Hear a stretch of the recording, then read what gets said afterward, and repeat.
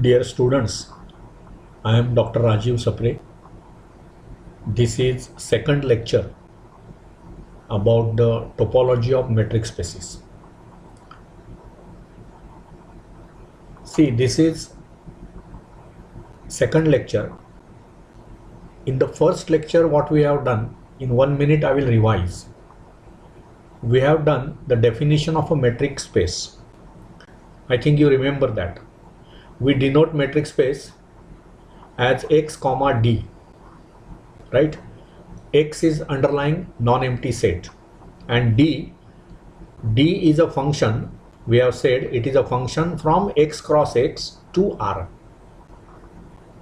What is this x cross x? I have told you in the previous lecture, it is the set of ordered pairs of the type x comma y. Ordered pairs means always it is of the type x comma y, and whenever I saying that x comma y is an element of x cross x, both x and y are from capital X, and the outcome whenever I operate the function on the ordered pairs of this type x comma y, what I get is some real number, and this function satisfies certain properties. This function itself is called as a metric. Metric याचाच अर्थ distance. काय properties आहेत? तर first property you can say it is non-negativity property. That means dxy is greater than or equal to 0 for all x and y belonging to x. Second this is called non-negativity. All these things yesterday we have discussed, so I will not go in details of that. Only for a revision purpose, in 1 or 2 minutes we will revise what was done in the previous lecture. That is the best practice. It produces the link between previous lecture and the current lecture. So secondly, we have dxy equal to 0 if and only if x is equal to y. Third thing is dxy is same as dyx. याचा अर्थ काय की distance between x and y is same as distance between y and x, and this is true for all x and y belonging to say capital X. And fourth property is this dxy, it is less than or equal to dxz plus dzy, and this is true for all xyz belonging to x, and this is called triangle inequality. Geometrically, what does this mean? It means that this, if you take any 3 points of the matrix of that set X, then distance between any 2 points will be less than or equal to sum of the distance between remaining 2 points. म्हणजे ज्यावेळी तुम्ही x आणि y मधलं distance calculate करता, ते distance between x and z plus distance between z and y याच्यापेक्षा लहान असेल. ॲट मोस्ट काय असेल? इक्वल असेल. Less than or equal to. Triangle inequality has something to do with triangle. In the last lecture I showed you that. Okay, and one problem we had done, that if you take real line R as the underlying set, and then if you define dx comma y is equal to mod of x minus y for all x and y belonging to x. Okay, then we have shown that this d is a metric. ते D हे function आहे ना, ते metric आहे. याचाच अर्थ काय? ते फंक्शन या 4 प्रॉपर्टीज सॅटिस्फाय करतं. ते आपण गेल्या लेक्चरला प्रूव्ह केलेलं आहे, आणि म्हणून मग आपण काय म्हटलं, R comma D is a metric space. M S मी आता लिहिणार पुढच्या सर्व लेक्चर्समध्ये. मेट्रिक स्पेस याचा अर्थ एम एस, किंवा उलटं म्हणा, एम एस याचाच अर्थ मेट्रिक स्पेस असं मी गृहीत धरणार. So this is what we have done in the previous lecture. Now in this lecture we will proceed. Okay, what we will do now is very simple. One more problem. Now first thing is, always remember, whenever you define certain thing, you make it a habit to collect examples which will support that definition. Now matrix you have defined, मग त्याला supporting आपल्याला काही examples तयार केली पाहिजेत. ठीक आहे. मग आता दुसरं एक्झाम्पल आपण असं घेऊया की suppose your x is a non empty set Okay, X is any non-empty set. Let X be a non-empty set. It can be any set. It's not necessarily real number set. X be any non-empty set. Okay, and you define a function D from X cross X to R. X cross X to R. And what will be the definition of that? It will be dx comma y equal to 0 if x is equal to y, and it is equal to 1 if x is not equal to y. म्हणजे याचा काय अर्थ कळला तुम्हाला? ज्यावेळी दोन elements वेगवेगळी आहेत, when x and y are not equal, तर ते डिस्टन्स त्यातलं 1 आहे. अदरवाईज जेव्हा x आणि y इक्वल असतील डिस्टन्स 0 आहे. मग ही मेट्रिक आहे का? हे फंक्शन मेट्रिक आहे का? मग त्याच्यासाठी आधी क्लिअरली कळतंय बघा आपल्याला, dx कॉमा y जेव्हा तुम्ही दोन त्यातले एलिमेंट्स घेणार x आणि y belonging to capital x, बरोबर ना? हे आता हे जे काही डेफिनेशन आहे ती कशासाठी आहे? For all x and y belonging to capital x. दोन मी कॅपिटल एक्स मधले एलिमेंट्स घेतली तर दोनच पॉसिबिलिटीज आहेत, एकतर ते इक्वल असतील किंवा इक्वल नसतील, बरोबर ना? मी कुठली समजा रिअल नंबर घेतला आपण, एक्स म्हणजे समजा कॅपिटल आर आहे, रिअल नंबर सेट. मी समजा दोन रिअल नंबर्स घेतले 5.3 आणि 3.7, दे आर डिफरंट. म्हणजेच त्यावेळी एक्स आणि वाय इक्वल नाहीत. दुसरी पॉसिबिलिटी काय?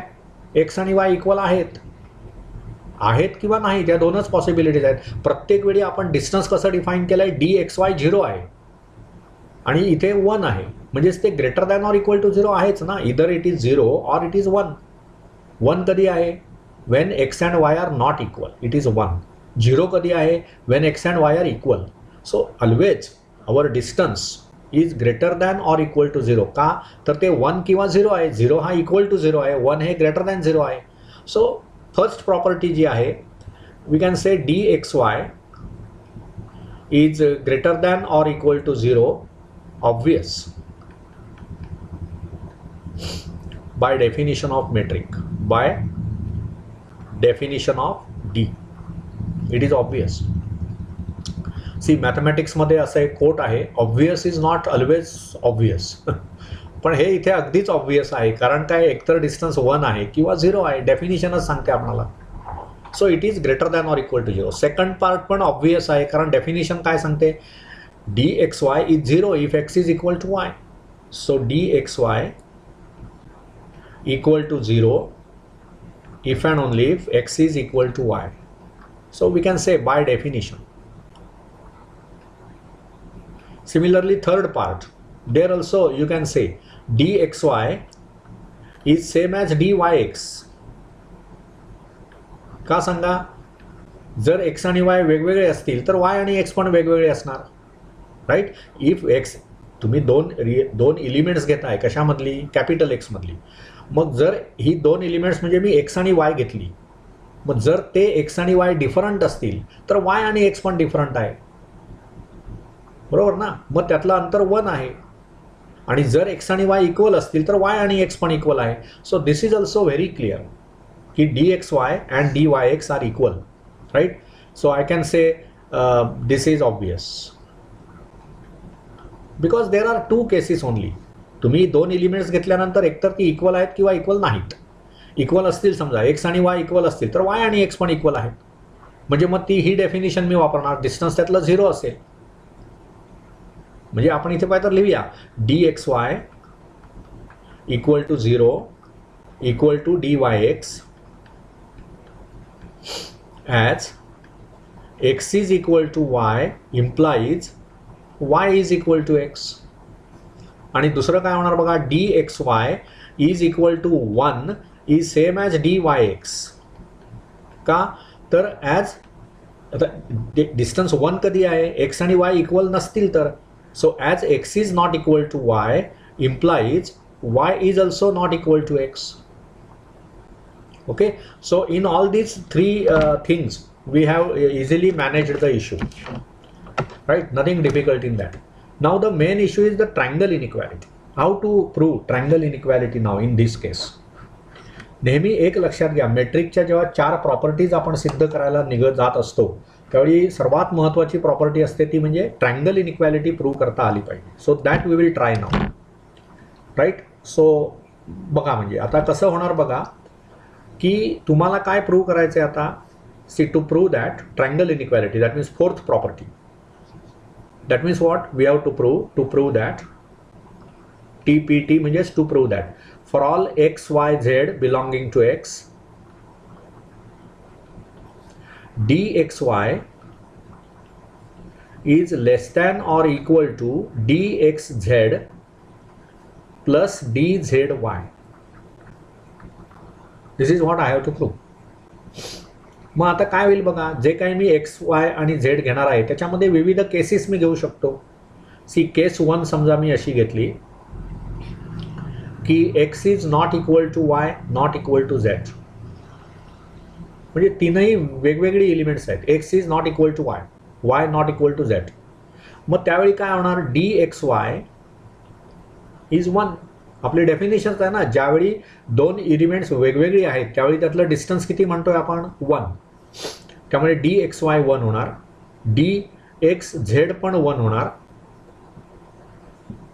आणि y आणि z इक्वल नाहीत त्यामुळे dzy पण इक्वल टू 1 होणार. मग obviously dxy is equal to 1 which is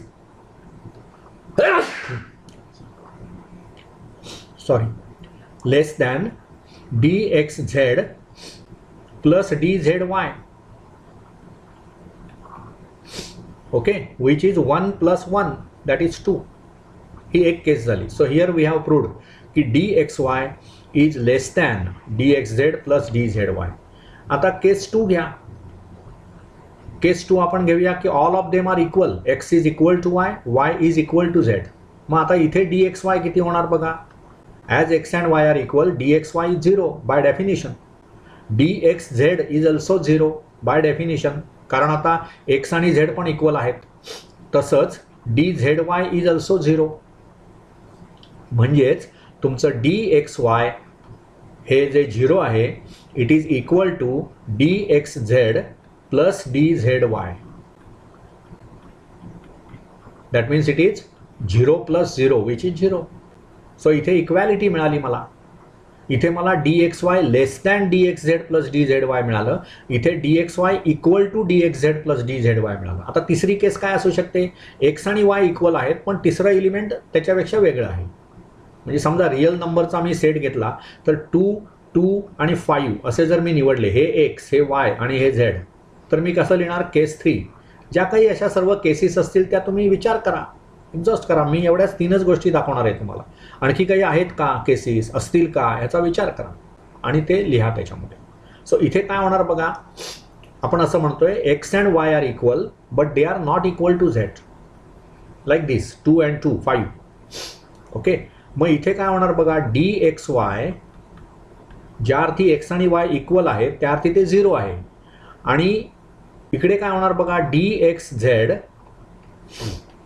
x आणि z इक्वल नाहीत, तसंच प्लस dzy z आणि y पण इक्वल नाही आहेत. त्यामुळे ह्याचं जे हे आहे ना dxz ते 1 होणार, हे पण 1 होणार, म्हणजे इथे 2 झालं आणि this is less than that. So we have got dxy less than dxz plus dzy. हे less than or equal to वाटेल, sorry, this is less than, याला अंडरलाईन केली आहे मी. So in any all the cases that we have considered we have proved that triangle inequality is valid. dxy less than or equal to dxz plus dzy for all xyz belonging to x. इथे कसं आहे बघा, जेव्हा दोन elements equal असतील त्यावेळी ते distance 0 सांगायचं आहे, मला सांगितलंय, आणि इक्वल नसतील त्यावेळी 1 आहे डिस्टन्स. म्हणून आपल्याला विविध केसेस घ्याव्या लागतील. 3 एलिमेंट्स मी घेतल्यानंतर, कळलं ना, तीनही इक्वल असतील म्हणजे x, y and z all are equal, all are distinct. x is not equal to y, y is not equal to z. आणि आणखी एखादी केस असू शकते की x आणि y इक्वल आहेत पण z is not equal to that. मग अशा तीनही केसेसमध्ये आणखी काही केसेस आहेत का बघा, explore those cases and prove the triangle inequality. So triangle inequality is also established in case of this. म्हणून हे एक स्पेशल मेट्रिक आहे ज्याच्यामध्ये दोन एलिमेंट्समधलं डिस्टन्स एकतर 1 आहे किंवा 0 आहे. 1 कधी आहे? Whenever elements are not equal. 0 कधी आहे? When the elements are equal. Okay. मग या मेट्रिकला डिस्क्रीट मेट्रिक असं म्हणतात. काय म्हणतात? Discrete metric. Okay. So I will erase all this now. कसं आहे बघा आता. So now this particular metric, see we have taken X a non empty set आणि त्याच्यावर आपण हे फंक्शन डिफाईन केलं X cross X to R. Okay. And what is the definition? D X Y equal to 0 if x is equal to y, and it is equal to 1 if x is not equal to y. And we have proved all the four properties about this metric. So this metric D defined as above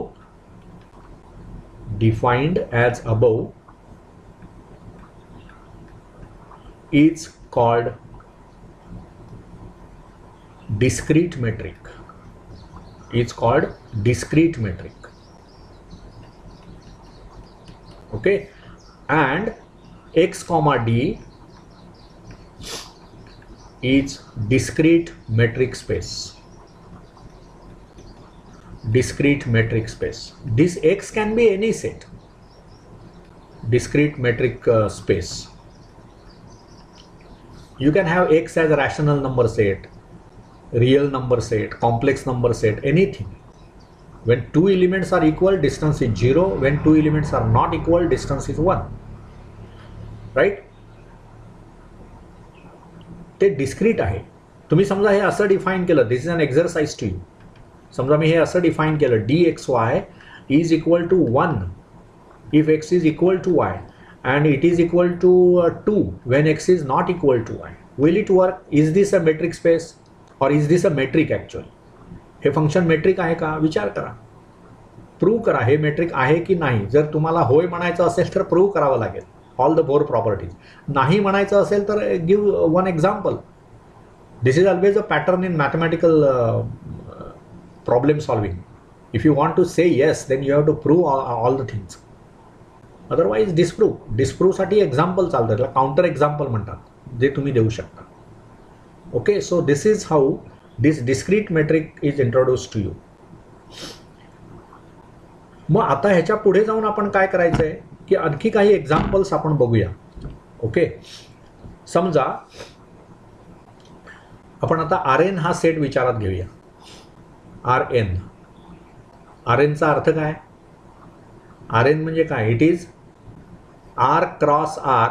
R is a real line, right? R cross R etcetera cross n R n times. This is nth replica of R. म्हणजेच यातलं कुठलंही element N times. इथे मी N times असं लिहितो, असं काही लिहिण्याची गरज नाही आहे, आपणाला समजण्यासाठी म्हणून मी हे लिहितो. फॉर एक्झाम्पल समजा तुम्ही R2 घेतलं. R2 म्हणजे काय असतं? It is R cross R. याचा अर्थ काय? What are the elements in this set? They are of the type X comma Y, where X and Y are from R. Ordered pairs म्हणजे आपण geometrically आपण X Y प्लेनने जे दाखवतो that is R2. Cartesian coordinate system, 2 dimensional Cartesian coordinate system. 2 dimensional कुठलाही point आपण इथला घेणार तो कसा असणार? X comma Y, wear x is from r, y is from r. X and y both are real numbers. That is R2. What is R3? R3 means what? It is r cross r cross r, Cartesian product of the sets with itself 3 times. So every element in this set, यातलं प्रत्येक element मी कसं लिहिणार? म्हणजे R3 जर मला set म्हणून लिहायचं झालं तर ते कसं लिहिणार मी? It will be x y z, right? Where x belongs, x and y and z they are elements of R. हे R हे असं नाही लिहायचं, तुम्ही हे नीट लक्षात घ्या. हे असं नोटेशन आहे, ह्याला प्रेसबुक नोटेशन म्हणतात. This is reserved letter for R, reserved symbol for the set of real numbers. Natural numbers हे असं लिहिलं जातं. क्यू हे असं लिहितात. सो हे लक्षात घ्या, ऑर्डिनरी क्यू आणि हा रॅशनल नंबरचा सेट क्यू यातला फरक कळावा म्हणून हे करतो आपण. पुढे तुम्ही अल्जिब्रा शिकाल, रिंग थिअरी आहे, त्याच्यामध्ये आर ही रिंग म्हणून वापरणार. मग त्यावेळी तुम्हाला रिअल नंबरचा सेट ही पण एक रिंग आहे, मग ती रिंग म्हणून तुम्ही गृहीत धरताय की रिअल नंबरचा सेट म्हणून. मग त्याच्यासाठी तुम्हाला there should be some difference in the notation whenever I am calling R as a ring and R as a set of real numbers. मग तिथे सुद्धा मी हा आरच वापरणार, हे आर वापरणार. तेव्हा काळजीपूर्वक ही नोटेशन्स मला वापरली पाहिजेत. हे आधी गणितामध्ये हे सर्वात महत्त्वाचं आहे की notations are very important and using them properly is most important. तर हे आता ह्याचं जनरलायझेशन केलं आपण, R n dimensional coordinate system. मग आर एनमधलं प्रत्येक एलिमेंट हे कसं असणार, आर एनमधलं प्रत्येक एलिमेंट म्हणजे समजा आर एन हा सेट म्हणून लिहायचा झाला मला, तर मी तो कसा लिहिणार, x1, x2 etcetera xn. N tuple याला म्हणतात, हे ट्री टुपल किंवा त्याला ट्रिपलेट म्हणतात. ही ऑर्डर्ड पेअर, पण तुम्ही 4 एलिमेंट्स 5 एलिमेंट्स, मग ते असं त्याला नावं नाहीत. आपण काय म्हणणार, 4 टुपल. म्हणजेच काय, x1, x2, x3, x4 bracket complete, 4 tuple. So it is a element of R4, 4 dimensional coordinate system. लक्षात घ्या, 12वी पर्यंत तुम्ही 3 डायमेन्शनल कोऑर्डिनेट सिस्टीम शिकलात, पण there is something called n dimensional coordinate system. 3 dimensional म्हणजे काय होतं, एक्स वाय झेड असे 3 ॲक्सिस होते. n dimensional coordinate system just you can imagine n axis असतील त्याच्यामध्ये. ठीक आहे, we are not interested in drawing those figures etcetera, परंतु आपणाला मॅथमॅटिक्स शिकायचं, इवन ॲनालिसिस, अल्जिब्रा हे जेव्हा गोष्टी आपण शिकतो ना, त्यावेळी आपणाला इमॅजिनेशन चांगलं असलं पाहिजे. आपणाला ती गोष्ट व्हिज्युअलाइज करता आली पाहिजे, दिसलं पाहिजे समोर ते काय चाललंय हे, तर मग तो विषय समजतो. मग इथे काय झालं बघा, x1, x2 up to xn where you can say xi belongs to r for all i taking values from 1 to n. आणि हे जे काही लिहिलेलं आहे ना, हे वेगवेगळे ऑथर्स वेगवेगळे लिहितात. मी हे असं लिहितोय, माझं या लेक्चरचं एम आहे की सर्व विद्यार्थ्यांना ती लेक्चर्स कळावीत, म्हणून मी साधं बोलणार आहे. मी कालच्याच लेक्चरमध्ये मी तुम्हाला सांगितलेलं आहे की हे काय मी पाठ करून किंवा समोर माझ्या काहीतरी स्क्रिप्ट लिहिलेलं आहे आणि ते मी बोलतोय असं नाही आहे. These are lectures prepared for every student who wants to learn metric topology. So in very simple language I will explain every idea. त्यामुळे हे तुमचं आर एन हा सेट झाला. मग आता मला ह्याच्यावर मेट्रिक डिफाईन करायचं आहे. मग आता बघा, युज्युअली तुम्ही काय करता बघा, सेट ऑफ रिअल नंबर्स तुम्ही ज्यावेळी घेता, हे आपण रिअल लाईन काल मी तुम्हाला दिले उदाहरण, ह्याच्यामध्ये हे एक्स आणि वाय असे 2 रिअल नंबर्स आहेत कुठेतरी त्या रिअल लाईनवर. तर जनरली ह्यातलं डिस्टन्स आपण कसं दाखवतो, mod of X minus Y. मग काल ही आपण डेफिनेशन दिली, D of x comma Y is mod of X minus Y. आता हेच जर तुम्ही R2 मध्ये आलात, बघा डायग्रॅम्स थोड्या काढूया. समजा हे मी आता R2 मध्ये मी काम करतो आहे, बरोबर ना. तर हे समजा इथे माझा हा पॉईंट आहे, काय पॉईंट आहे, समजा हा x1 x1, x2 हा एक पॉईंट आहे आणि दुसरा इथे पॉईंट आहे कुठेतरी. ओके, समजा याचे कोऑर्डिनेट्स आहेत y1, y2. तर मग युज्युअल डिस्टन्स फॉर्म्युला तुम्ही शिकलेला जात ना, हे जे डिस्टन्स आहे यांच्यामधलं ते काय असतं बघा, डिस्टन्स बिटवीन, ह्याला समजा मी आता x म्हटलं आणि ह्याला y म्हटलं. जनरली हे असं केलं जातं, x म्हणजे त्याचे कोऑर्डिनेट्स x1, x2, y म्हणजे त्याचे कोऑर्डिनेट्स y1, y2. आपल्याला सवय असते x1, y1, x2, y2 वगैरे लिहिण्याची, ते काही चुकीचं नाही आहे, पण असं नाही करत, ते कन्व्हेन्शन्स फॉलो करावी लागतात तुम्हाला. सो dxy ह्याचा आपला फॉर्म्युला काय होता, root of, if you remember distance formula, x1 minus y1 bracket squared, बरोबर ना, एक्स कोऑर्डिनेटशी वजा बाकी त्याचा square, plus x2 minus y2 y कोऑर्डिनेटशी वजा बाकी त्यांचा स्क्वेअर, याच्या ॲडिशनचं वर्गमूळ. मग हे आपलं युज्युअल डिस्टन्स आहे. See, this is usual distance. इथे पण हे mod of X minus Y हे युज्युअल डिस्टन्स आरमध्ये, तसं हे R2 मध्ये युज्युअल डिस्टन्स आहे. आपण असं प्रूव्ह करूया आधी प्रथम की हे R2 मध्ये समजा मी हे डिस्टन्स डिफाईन केलं तर ती मेट्रिक आहे. म्हणजे त्या सर्व 4 प्रॉपर्टीज मला प्रूव्ह कराव्या लागतील. Once I prove all those 4 properties, I will say R2 with this metric is a metric space. Okay, that we will do in the next lecture. But then I hope you understood whatever is discussed in this lecture. Thank you. We will continue in the next lecture. Okay, bye.